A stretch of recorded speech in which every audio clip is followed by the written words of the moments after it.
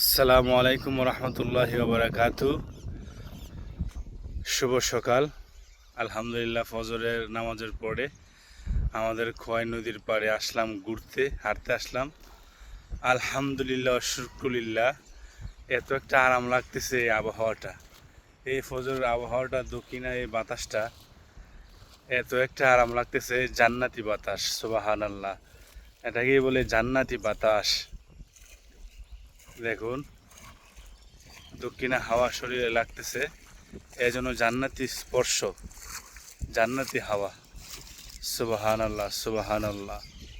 ফজরের নামাজের পরে এটা আমাদের গ্রামের বাজার। এই যে এটা হচ্ছে খোয়াই নদী, খোয়াই নদী। এটা এখন পরিপূর্ণ পানি, পানিতে টইটম্বুর।